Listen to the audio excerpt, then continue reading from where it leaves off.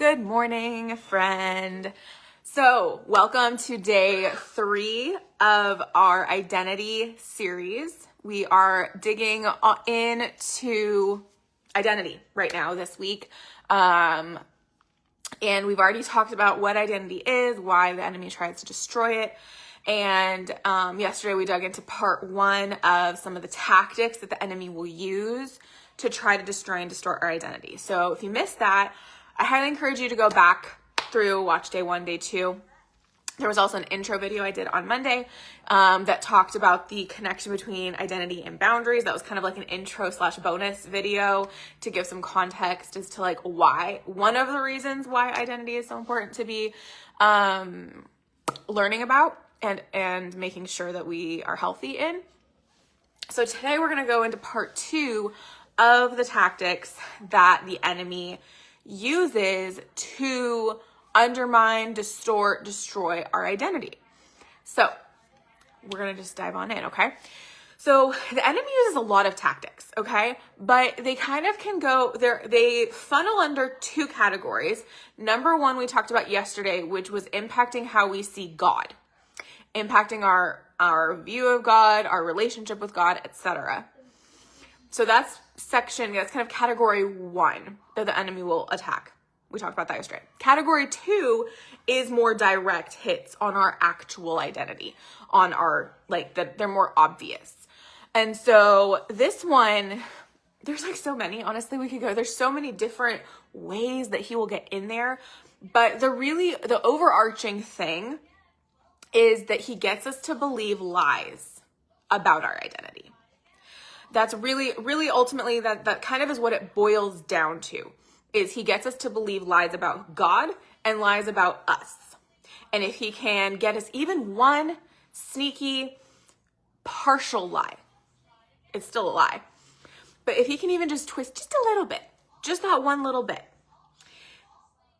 he has succeeded in undermining. And so there's some of us who have had like massive lies about our identity, like lots of lies that we've had to overcome. And then there's some people where it's like, it's just this one little thing that's like just slightly off, just slightly.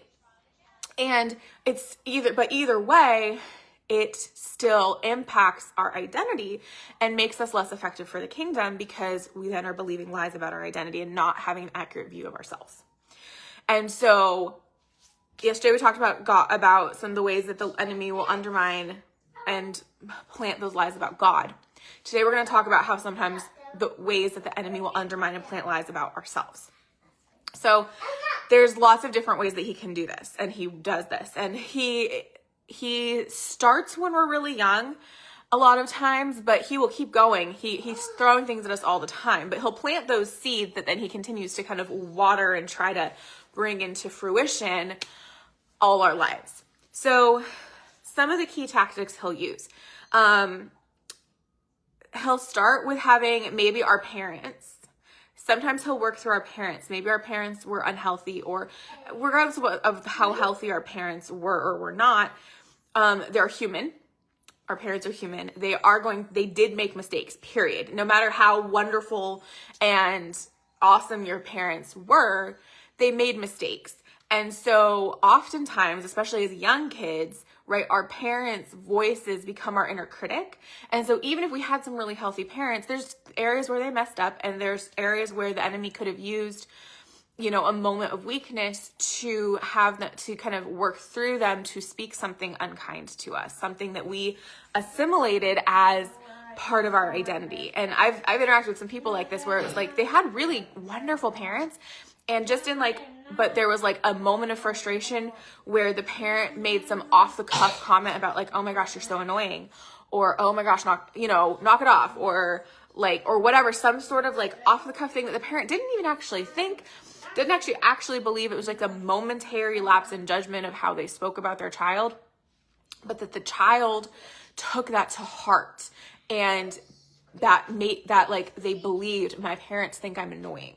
Right? So that it can be that, like even in a really healthy dynamic, or you can have really, really unhealthy dynamics where you're consistently being put down, belittled, questioned, attacked.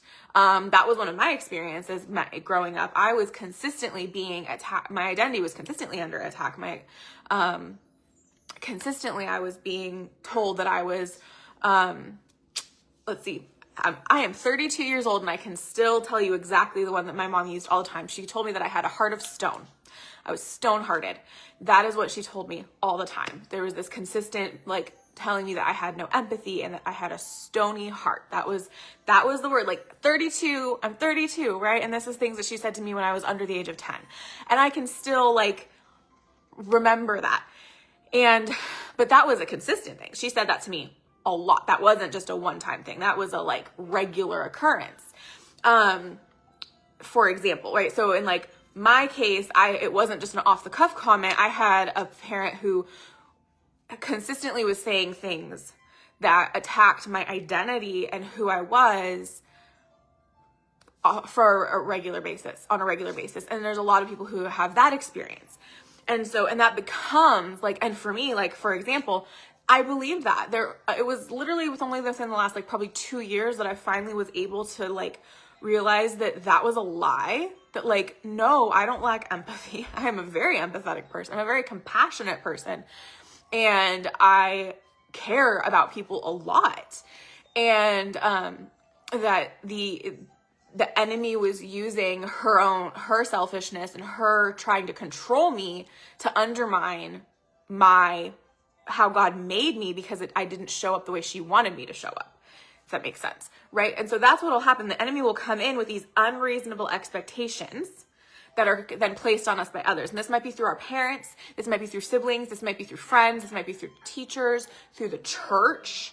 There's like so many layers to this of like what these unreasonable expectations are. But what can often happen, so the enemy will come in through like unhealthy things, whether it's like an off the cuff comment or a consistent down putting and belittling and attacking, through parents, through family. The enemy can also come in with these unreasonable expectations. And so sometimes like our parents might expect us to perform at a higher level than we're developmentally capable of doing. Or we are in a church that teaches that we have to fit a certain box. And I talked about this yesterday. This is another one of the wounds that I experienced in my identity, was being raised in a culture that put women in subjugation and twisted the biblical concept of submission and male headship into something very unhealthy, and in many cases crossed the line into abuse and just control and a lot of unhealthy things. And so expectations of like what you should look like, what you should wear, what you should do, how you should think, how you should act.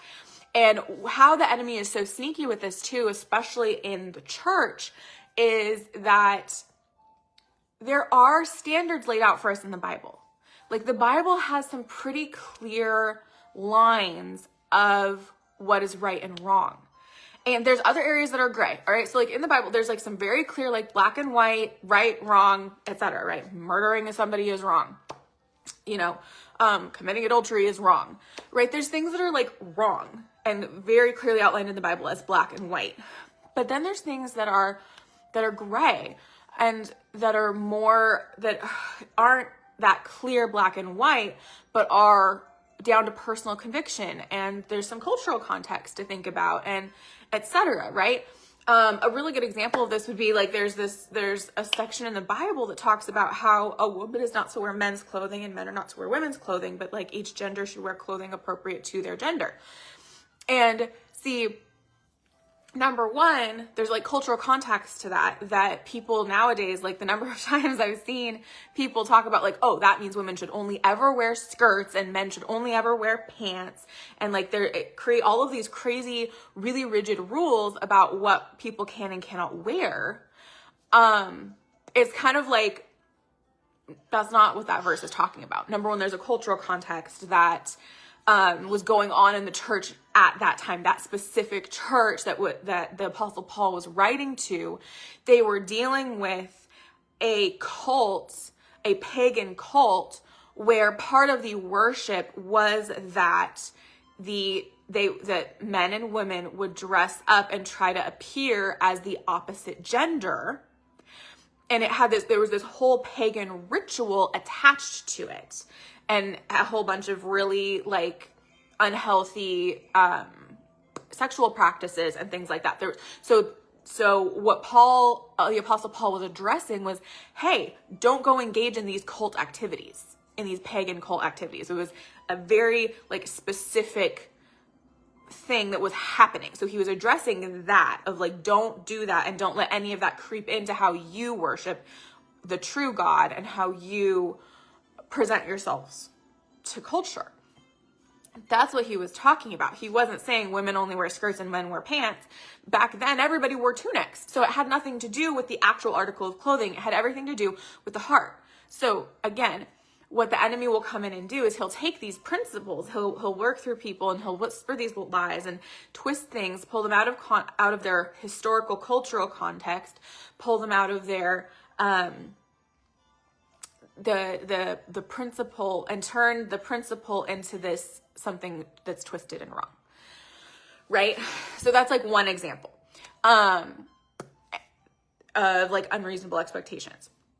But there's lots of things, and it depends on the layer. Like even at school, sometimes teachers place unreasonable expectations on students, and their students are expected to perform at a level that they're not developmentally ready for. Parents and teachers can do this sometimes, or parents and school systems. And what that will create in a kid a lot of times is this unworthiness, this questioning of their capabilities and their belief that they are maybe not smart, or that they are incapable because they're being asked to do something that is outside of what they actually reasonably are capable of doing. And so then add in like, then there's bullying, then there's like so many things. Like I probably could go on for a really long time about like like all of these details of the tactics that the enemy will use to undermine our identity in our day-to-day life. But I don't want to make this video crazy long. And so what I'm going to do is I'm going to just sum up here. And if you want more details, I expand on this and dig in really deep into this in my upcoming book. So I'm writing a book on identity.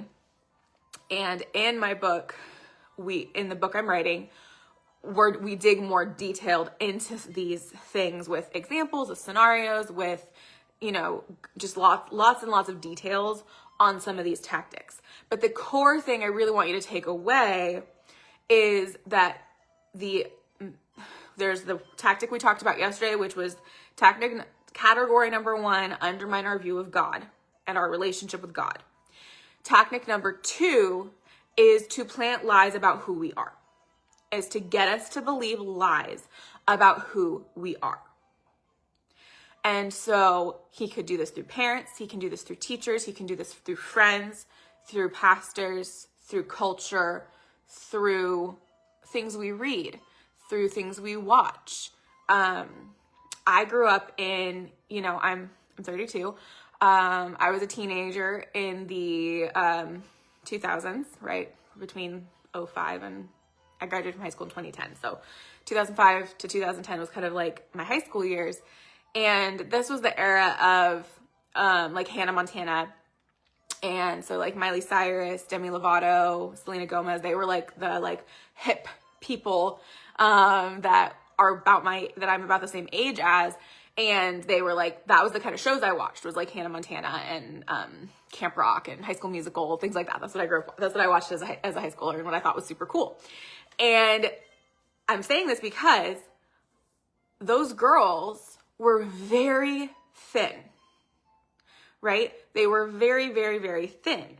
And I have always been, even when I was like not necessarily overweight, I've always been more curvy and more full body. That's just the type of body that I have.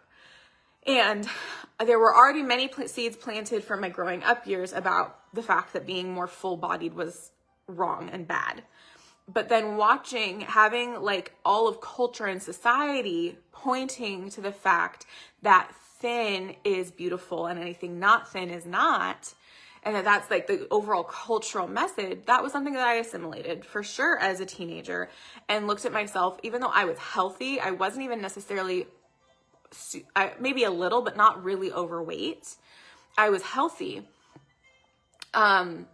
but I didn't think I was. I thought that there was something wrong with me.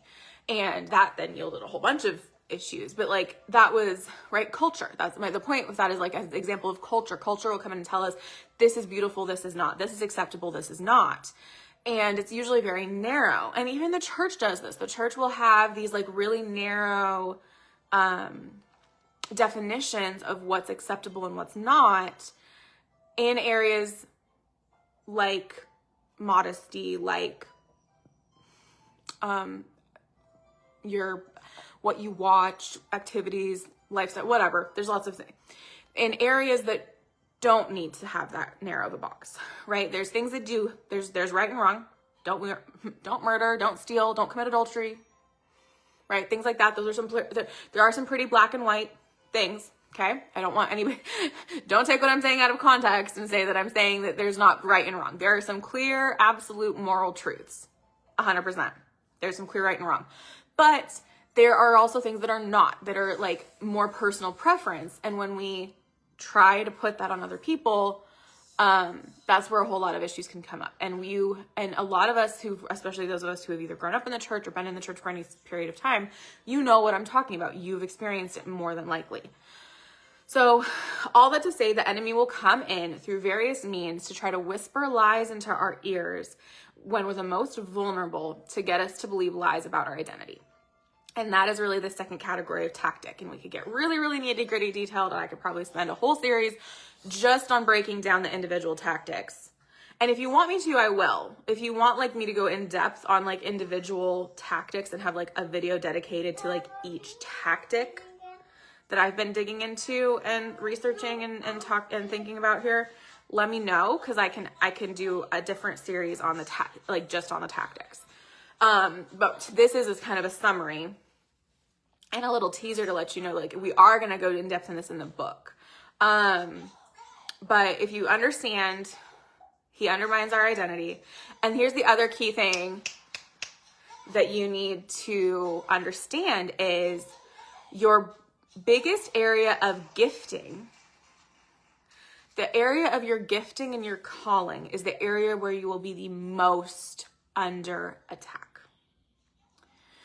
The thing about you, the pieces about you, the elements of your personality and your character and your identity that are most central to your calling, to your destiny, to your gifting from the Lord, the things that are most central to your God-given calling, your God-given destiny, your God-given purpose, your God-given identity and gifting, the things that are most central to that are the things that are going to be under the heaviest attack. So if you are in a place of not even knowing who you are because your identity has been so attacked and so distorted by the lies of the enemy, dig into that. Dig into, where has the most attack happened? What type of lies have been spoken over you? Not this video. Because those places where there's the most attack is a really good indication of actually where you're the most gifted, the most powerful.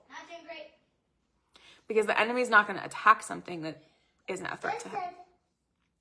So I could go into details with that with some examples. Some examples from my own life and from clients' lives and from friends' lives. But I'm going to leave it at that. I want you to think about that. And if you want me to go more in depth on these really detailed depth on these tactics, I really like keeping these videos at a reasonable length. So that's why I'm not going into crazy detail about these tactics today. But if you want me to do that, please just send me a message and let me know you're interested in a series on specifically the tactics, and we will totally dive into that more. The tactics of the enemy. But also I am diving even deeper and more detailed in my upcoming book. So if you want to be in the know on that and be some of the first people to know when it's finished, get previews, exclusive previews, launch date, all those things, DM me waitlist and I will send you the link and you can get on the wait list for the book. Okay. And I will come back tomorrow with more teaching on the next thing, which I'm super excited about, which is what God in the Bible says about our identity. So I'll talk to you later. Have a good day, friends.